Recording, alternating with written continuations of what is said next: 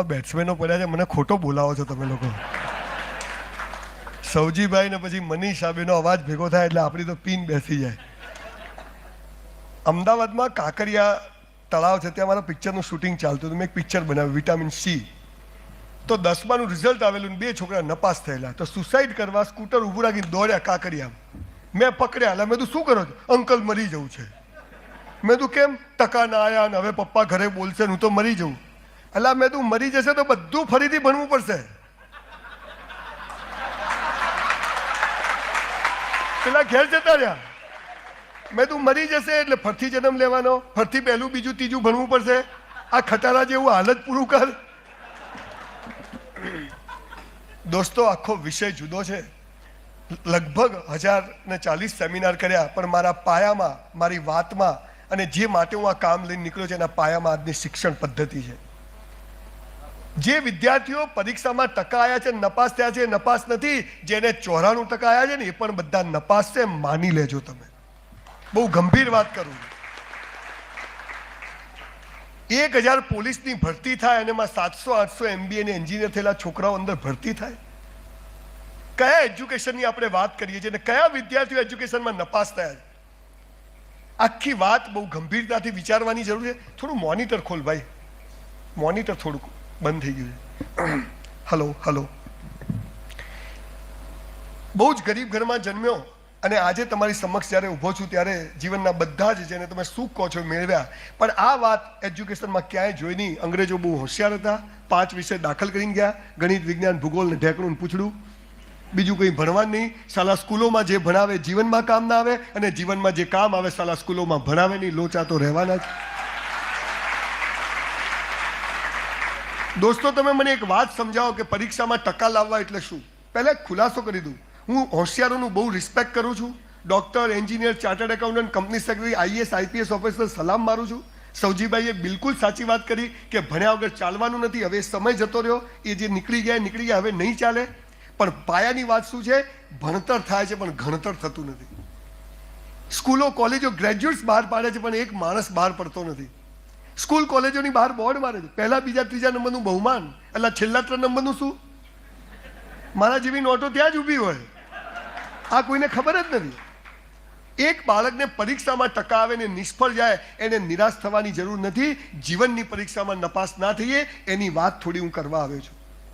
તમારું આજે સન્માન કરવાનું છે. તમે કોઈ બહુ મોટી ધાડ નથી મારી, પણ પાયાની વાત એ છે કે અહીંયા જીવન પૂરું થતું નથી. 93માં જ્યારે ડાયમંડના ધંધામાં મેં એટલું મોટું નુકસાન કર્યું કે 10 વાર સુસાઇડ કરવો પડે. એક વારમાં પતે નહીં. મરી જવાનું, જીવવાનું, મરી જવાનું, જીવવાનું. પણ હું ઊભો રહ્યો. મેરા હૈ સો જાવે નહીં, જો જાવે સો મેરા નહીં. જો હૈ સો હૈ. મારું ધાર્યું થાય હું ખુશ, મારું ધાર્યું ના થાય તું ખુશ. હું સુરતની વેલ પીધેલો ફરું. સાહેબ, 1984માં મારું 12મું થયું. 12મું જ થયું સાહેબ. હાલા મેં સાયન્સ રાખ્યું. મેં તો ડોક્ટર થઈ જવું, ગરીબી દૂર થઈ જાય. 450 માર્કના પેપર આપ્યા, બધું આવડતું હતું. NS sodium, K potassium, NS ફોરેચ, hydrogen, Ag silver, Hg mercury, Cu copper, Cl chloride, Br bromide. 450 માંથી 45 માર્ક આવ્યા. Cheque return. પ્રિન્સિપાલ કે તારા બાપાને બોલાવી આવો. હાલા પ્રિન્સિપાલો એક જ કામ કરે, બાપાને બોલાવો. સાહેબ, હું જો ગુજરાતનો CM બન્યો ને, બનવાનો જ છું, નક્કી કર્યું.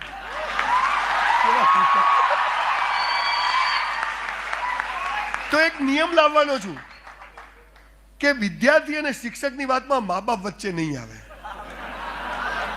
એટલે ભારત પાકિસ્તાન ફોડી લેશું. અમેરિકાનું શું કામ છે આમાં?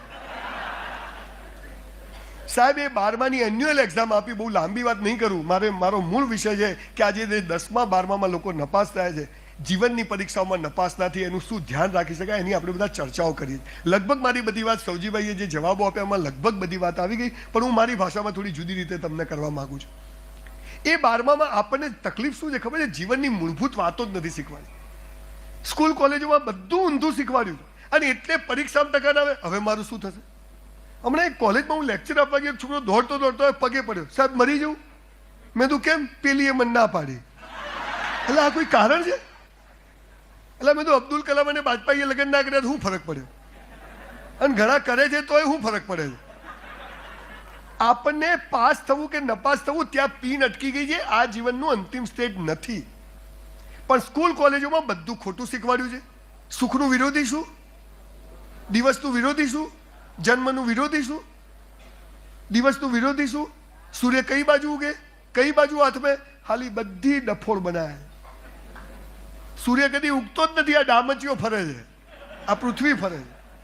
અને એનાથી આગળની વાત કે સાહેબ સુખ પૂરું થાય ને ત્યાં દુઃખ ઊભું જ હોય, અને દુઃખમાં બી તમે હસતા રહો ને તો સુખ તમારો હાથ પકડી લે.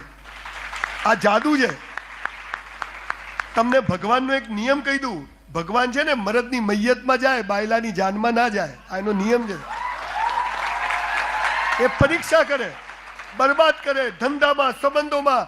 જ્યારે બધું ઊંધું પડે ને ત્યારે ધાબા પરથી નાચવાનું કે ભગવાન નવો રસ્તો બતાવે છે. આ યાદ રાખવાનું. આ પાવર. એ 12માં ટકા ના આવ્યા, 54% આવ્યા. બીએસસી કર્યું. બીએસસી કરતા કરતા એક હોટલમાં નોકરી કરી, વેઇટરની. I was waiter in a hotel for 3 years in my life when I was in college from 84 to 87. સખત મહેનતનો કોઈ વિકલ્પ હોતો નથી. નસીબ બસીબ તંબુરો હોતું નથી, બનાવવું પડે છે. આપણે ડફોળ બનીએ છીએ. 18 કલાકથી ઓછી મહેનત નહીં ચાલે સાહેબ. એ ધંધો હોય, બિઝનેસ હોય કે ભણવાનું હોય. અને સવજીભાઈએ બહુ સરસ વાત કરી. તને ગમે છે શું એ કર. અમદાવાદમાં એક ભજીયાવાળા જોડે BMW છે અને એક ચાની લારીવાળી બાઈ બંગડીવાળી ગાડી લઈને ફરે છે. હું શું કરું? તું લટકી જા પંખાતે. ખોટો જીવે છે તું. તું બોજ છે આ પૃથ્વી ઉપર. મન તો કોઈ હુસતું જ નથી. ક્યાંથી હું છે? આમાંથી ઊંચો આવે તો હું છે ને. મા બાપ કે છોકરીને મોબાઈલ લઈ આપ્યો કે કેમ? એનું ધ્યાન રહે. એટલે હવે એનું આખું ગામ ધ્યાન રાખશે. આ તને ખબર નથી. આ બધું ચાલે છે. આપણને સાચી વાત જ ખબર નથી. જીવન મસ્ત છે, લાઈફ ઇઝ સો બ્યુટીફુલ, પણ કોઈ કહેતું નથી. ધર્મગુરુ કે તું પાપી છે, સ્કૂલ વાળા કે તું ડોબો છે. હું ડોબો છું. તને ગણિત નહીં આવડતું, તને ભૂગોળ નહીં આવડતું, બહાર આવ બતાવ તને શું આવડે. સાહેબ આપણી સ્કૂલ કોલેજો આપણા બાળકોની શાની પરીક્ષા લે છે તમને ખબર છે? તમે 1 વર્ષમાં કેટલું ગોખી શકો અને 3 કલાકમાં કેટલું ઉલટી કરો એનું માપ છે. આપણી હોશિયારીનું માપદંડ નથી. માટે ગભરાશો નહીં. 20% લોકો માટે બધી સ્કૂલ કોલેજો કામ કરે. જરૂરી છે. ડોક્ટરો જરૂર છે, ભગવાનનું સ્વરૂપ છે. એન્જિનિયરો આટલા સરસ બિલ્ડિંગ્સ બનાવે. પણ જે 80% છે એ કચરો નથી. અને એમાં જે નપાસ થયા એ તો નંબર 1 છે, એવો મારો દાવો છે સાહેબ. હા, એમને ભણ્યા. એનો મતલબ કે ભગવાન કહે છે તું આ કામનો નથી, તું બીજી બાજુ મત, બીજું કંઈક કર, કોશિશ કર. ગીવઅપની વાત નથી કરતો, છોડી દેવું, સેટ તકલીફ પડે હવે નથી ભણવું, એ વાત નહીં. હું કોશિશ કરીશ, પૂરી કરીશ. અને પછી ના થાય હરી ઈચ્છા. એ હોટલમાં વેઇટરની નોકરી કરી, બીએસસી કર્યું, ડાયમંડના ધંધામાં ગયો, નુકસાન થયું, કન્સ્ટ્રક્શનના બિઝનેસમાં આવ્યો. પણ એક વાત પાયાની મને ખબર પડી ગઈ હતી, જે આપણી સ્કૂલ કોલેજો નથી શીખવાડતી, કે દિવસનું વિરોધી રાત નથી, દિવસનું પૂરક રાત છે. દિવસ પૂરો થાય, રાત શરૂ થાય, રાત પૂરી થાય, દિવસ શરૂ થાય. સુખ પૂરું થાય, દુઃખ શરૂ થાય. દુઃખમાં તમે મહેનત કરો, સુખ હાથ પકડી લે. અમીરી પૂરી થાય, ગરીબી શરૂ થાય. ગરીબીમાં 18 કલાક મહેનત કરો, મારા જેવી નોટો પેદા થાય. આ વિરોધી નથી, પૂરક છે. પણ સાલા બધું જ ખોટું છે. તું નપાસ થયો, બોલો 12માં 54% ના આવ્યા હોત તો આજે સુરતમાં લેક્ચર આલવા કોણ આવત? સારું થયું ના આવ્યા. 94. ભગવાન જે કરે તે સારામાં. એક્સેપ્ટન્સ. મારી સાથે જે કોઈ, હું મહેનત કરીશ, પણ મારી સાથે જે કોઈ ઘટના બનશે એ તમામ માટે જવાબદાર હું છું. હું કોઈને દોષ નહીં આપું. અને હસતા મોઢે એને સ્વીકારી અને તમે ચારે ચાલો છો ને એટલે ભગવાન કે આને હાલાન ગમે એટલું નુકસાન કરો, તકલીફ આપો, નપાસ કરો, રહે છે મસ્ત, લાગે છે બરાબર, મહેનત કરે છે. અને ત્યારે ભગવાન તમને એવા રસ્તા બતાવે છે તમારો બેડો પાર થઈ જાય. પણ આપણને સાલું ઊંધું શીખવાડે. કોઈ જન્મે હેપી બર્થડે અને કોઈ મરી જાય મારા પપ્પા ગયા. હાલ આપણને કંઈ ગમતું જ નથી. અમારે ત્યાં બનાસકાંઠામાં વરસાદ ના પડ્યો 4 મહિના, છોટો વરસાદ. જેને જુઓ સંજયભાઈ છોટો નહીં, શું થવા બેઠું છે. અને પછી મહિનો પડ્યો, ધમધમાઈને દે ઠોક. એ હવે બહુ થઈ ગયું. આ બાપા નોકર છે, તને પૂછીને હાલશે ઠંડી આપું, ગરમી આપું. આપણને સાલું કંઈ ગમતું. એટલે બધા ડોક્ટર થશે, જે એન્જિનિયર, કમ્પાઉન્ડર કોણ થશે? સાહેબ જ્યારે આપણે આ ઘરમાં 1 કરોડનો ફાયદો થાય છે ને ત્યારે કોઈના ઘરમાં 1 કરોડનું નુકસાન પણ થતું હોય છે. આ યાદ રાખવાનું. આ બહુ પાયાની સમજવા માટેની વાત છે. ઈશ્વરે બધાને જુદી જુદી રીતે અહીંયા મોકલ્યા છે. આ રંગમંચ છે, આપણે એના પાત્રો છીએ. આ તો કે ધ્યેય ઊંચો રાખો એટલે મંગલ પર ઘર બનાવવું છે, બની જાય. સુરતમાં ભાડે નહીં મળતું. બેટા એક જ ધ્યેય, એકાગ્રતા. પેલું ઝાડ દેખાય છે નહીં, પક્ષી દેખાય છે નહીં, એની આંખ દેખાય છે નહીં, માત્ર કીકી દેખાવી જોઈએ. અલા પણ હું અર્જુન તો હોવો જોઈએ ને, હું અર્જુન તો હોવો જોઈએ ને. આ વાત આપણને સમજ પડતી નથી.